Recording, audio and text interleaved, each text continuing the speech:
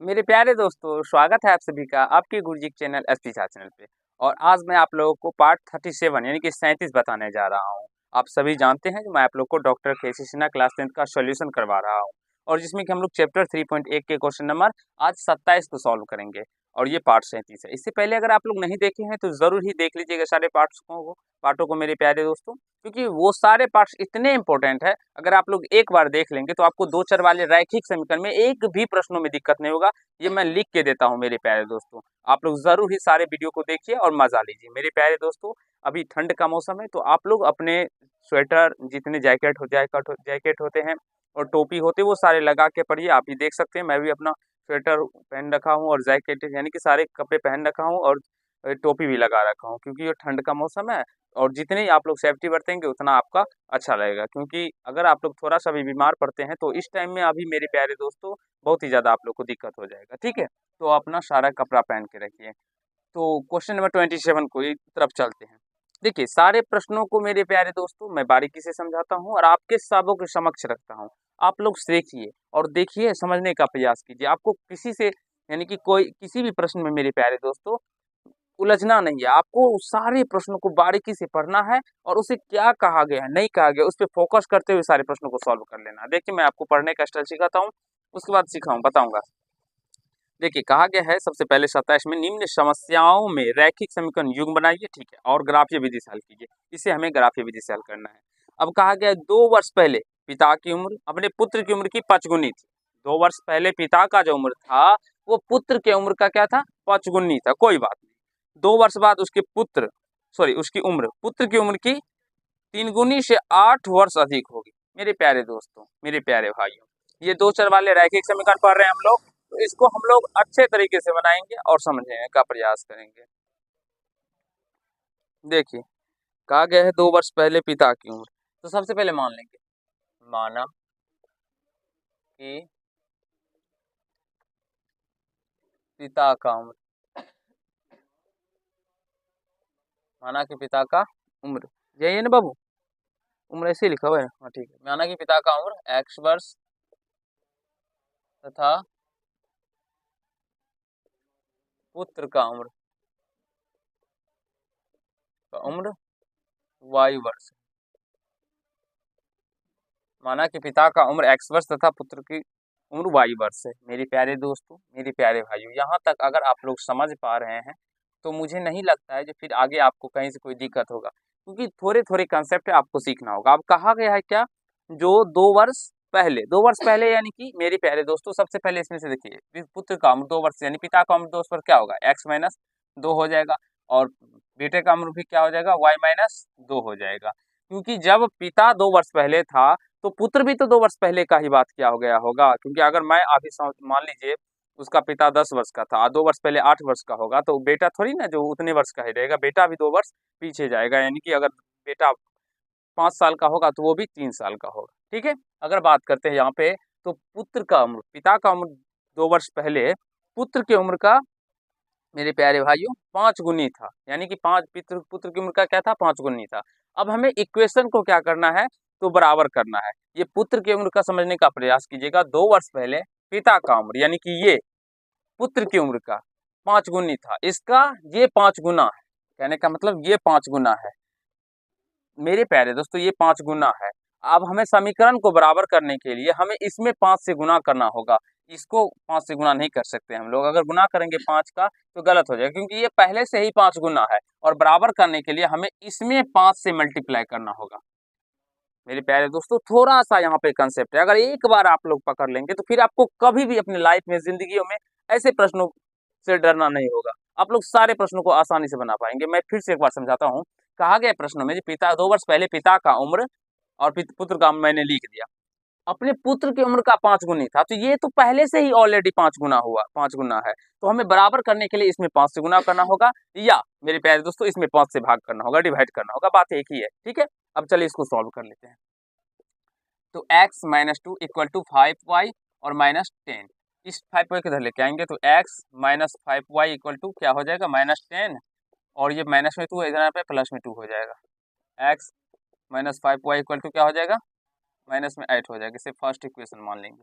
यहाँ तक आप सभी भली भांति बहुत ही अच्छे तरीके से समझ गए हम, कहीं से कोई दिक्कत नहीं हुआ होगा मेरे प्यारे दोस्तों। ठीक है, अब देखिए ये तो फर्स्ट इक्वेशन हो गया। अब सेकेंड इक्वेशन का बात करते हैं मेरे प्यारे दोस्तों। तो इसमें कहा गया है जो 2 वर्ष बाद, जैसा कि मैं पढ़ रहा हूँ, 2 वर्ष बाद उसके उम्र, पुत्र की उम्र की 3 गुने से 8 वर्ष अधिक हो जाएगा। तो 2 वर्ष बाद में हम लोग x प्लस 2 कर देंगे, इधर भी y प्लस 2 कर देंगे। अब 3 गुनी इससे पिता का जो उम्र ये 3 गुनी से 8 अधिक है, तो इसमें 3 से गुना करने पे होगा और 8 को अधिक करना होगा, तभी ये एक दूसरे के बराबर होंगे मेरे प्यारे दोस्तों। क्योंकि समीकरण को बराबर करने के लिए हमें ऐसा ही करना होगा, क्योंकि ये 3 गुने से 8 वर्ष अधिक था पिता का उम्र, तो हमें पुत्र की उम्र में 3 गुने से 8 अधिक करना होगा, तभी ये दोनों बराबर होगा। आशा है आप लोग समझ पा रहे होंगे, क्योंकि इतना अब यहाँ से x plus 2 equal to 3y plus 6 plus 8, यहाँ से 3y किधर लेके आएंगे तो x minus 3y equal to 14, और ये प्लस 14 प्लस में इधर यहाँ पे माइनस हो जाएगा 2, तो यानी x minus 3y equal to 14 में से 2 गया 12। इसी सेकेंड समीकरण मानेंगे। एक बार यहाँ तक आप लोग समझिए, सीखिए और सीखने का समझने का प्रयास कीजिए। क्या यहाँ तक आप सभी को समझने में कहीं से कोई दिक्कत नहीं हो रहा है मेरे प्यारे दोस्तों। अब चलिए आगे का प्रोसेस करते हैं। यहाँ से लिखेंगे समीकरण फर्स्ट से, क्योंकि यहाँ पे अब मुझे ग्राफ भी बनाना होगा, तो इसलिए हमने वहाँ पे नहीं लिखा, इधर लिख रहा हूँ मेरे वैसे। क्या है तो x minus 5y equal to minus में 8 है, इसको इधर लेके आ जाएंगे, तो x इक्वल टू क्या हो जाएगा -8 और माइनस में प्लस में 5y हो जाएगा। यहाँ से मान सारणी, कुछ भी नहीं होता है इन प्रश्नों को सॉल्व करना मेरे प्यारे दोस्तों। फालतू का बहुत सारे बच्चे हवा बना के रखते हैं ऐसे प्रश्नों को, जो बहुत बड़ा है, कैसे बनेगा नहीं बनेगा, मुझे समझ नहीं आता है, तुमको भी समझ नहीं आता है। आप लोग अपने गुरुजी से एक बार तो पढ़ के देखिए, जितने वीडियो मैंने आप लोगों के लिए बनाया, अगर आप लोग सारे वीडियो को देख जाएंगे तो एक भी प्रश्न में आपको दिक्कत नहीं होगा, ये गुरुजी का वादा है आप लोगों से। और मैं क्लास 10th का मैथ इतने अच्छे तरीके से आप लोग को सिखाऊंगा, जो आप लोग बच्चों की तरह सीखेंगे उसको, और सारे प्रश्नों को आंख बंद करके बनाने का कॉन्फिडेंस लेवल आपको आ जाएगा, क्योंकि आप लोग मेरे प्यारे दोस्तों अपने गुरुजी के साथ पढ़ रहे हैं। और मैं आपको जनरल कंपटीशन का भी मैथ पढ़ाऊंगा। आप लोग जाके SP झा मैथ्स चैनल है, उसको जाके सब्सक्राइब कर लीजिएगा। SP झा मैथ्स चैनल आपके गुरुजी का ही है, जिसमें मैं आप लोग को जनरल कंपटीशन मैथ का ट्रिक्स बताता हूँ, आप लोग जाके वहाँ पे देख सकते हैं। ठीक है, अब यहाँ देखिए ये x इधर ये y। अब अगर y का मान हम लोग 0 रखेंगे तो ये टर्म 0 हो जाएगा और x का मान माइनस में 8 निकल के आ जाएगा। अगर y का मान मेरे प्यारे दोस्तों हम लोग 2 रखेंगे, चलिए हम 1 रखते हैं, क्योंकि माइनस में 8 ये थोड़ा सा लंबा मान होता है। y का मान 1 रखेंगे तो ये 5 हो जाएगा, और 5 हमेशा तो यानी -3 हो जाएगा। इससे पहले मैंने यहाँ पे मान रखने के बारे में बहुत बार सिखाया हूँ मेरे प्यारे दोस्तों, तो थोड़ा सा पीछे के वीडियो आप लोग ज़रूर ही देखिएगा, क्योंकि आप लोग से मैं रिक्वेस्ट करता हूँ। अब यहाँ पे 2 रखेंगे तो ये 10 हो जाएगा, 10 और -8 प्लस 10 यानी कि 2 निकल के आ जाएगा। इसी प्रकार से समीकरण 2 से मेरे प्यारे दोस्तों, समीकरण 2 क्या है आप लोग देख सकते हैं यहाँ पे, x minus 3y equal to 12। तो यहाँ से x इक्वल टू क्या हो जाएगा 12, और माइनस में 3 इधर आने पे प्लस में 3y हो जाएगा। तो यहाँ से मान सारणी बनाते हैं हम लोग।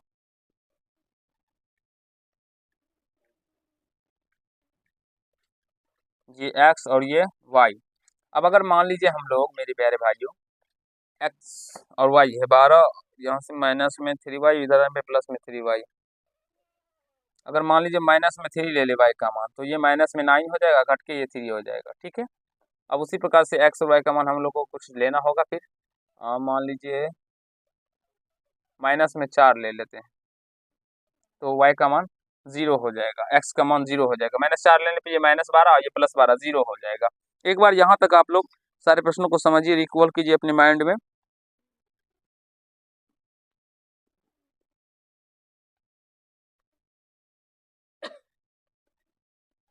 मेरे प्यारे दोस्तों, आप सभी को यहाँ तक समझने में कहीं से कोई दिक्कत या समस्या नहीं हुआ होगा, जैसा कि हमें कहा गया है ग्राफीय विधि से सॉल्व करने के लिए।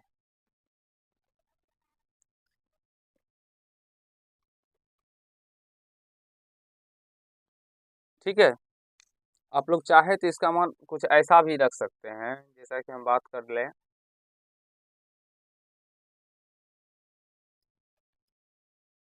इसके प्रश्न के अकॉर्डिंग। ठीक है, दूसरा भी मान रख सकते हैं। ऐसे में मेरे प्यारे दोस्तों, मैं जो बनाऊंगा आप लोग को लगेगा जो आंसर नहीं मिला, लेकिन आप लोग चाहेंगे तो इसका मान रख सकते हैं। x बराबर y का मान अगर मान लीजिए 10 रखेंगे तो ये x का मान 42 निकल के आ जाएगा। यहाँ पे भी अगर y का मान मेरे प्यारे दोस्तों हम लोग 10 रखेंगे तो y का मान 42 निकल के आ जाएगा, और इसका जो आंसर होगा वही होगा 42 और 10, यानी कि पिता का उम्र हो जाएगा 42 और पुत्र का उम्र हो जाएगा 10 वर्ष। मैं अभी कोशिश करता हूँ बनाने का। अपने ग्राफ कॉपी पे आप लोग बनाइएगा, आपका एग्जैक्टली सही आएगा। ये थोड़ा दूर जाके कटेगा, ठीक है।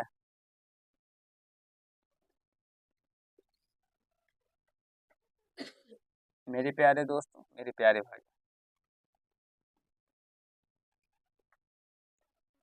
ये y हो गया, ये y डैश हो गया, ये x हो गया, ये x डैश हो गया। इसका मान हम लोग 10 ही ले लेते हैं, मेरा आंसर डायरेक्टली निकल के आ जाएगा मेरे प्यारे दोस्तों। तब ये 42, ज़्यादा हमें कैलकुलेशन नहीं करना पड़ेगा। यहाँ से भी इसको 10 लेते हैं और ये क्या निकल के आ जाएगा, 42 निकल के आ जाएगा। आप लोग देखें 10 या 30 और 12 42 निकल के आ जाएगा। यहाँ पे भी 10 सेकंड में 40 और 40 में, सॉरी 10 बजे 50, 50 में से 8 जाएगा तो 42 निकल के आ जाएगा।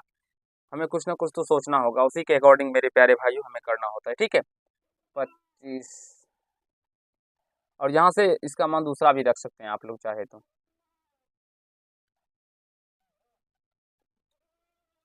चलिए आप देखिए, यहाँ से हम लोग मान लेते हैं, तो हम लोग एक यहाँ से 10 लेते हैं डायरेक्टली, 10, 20, 30, 40, 50 ऐसे करके, ठीक है।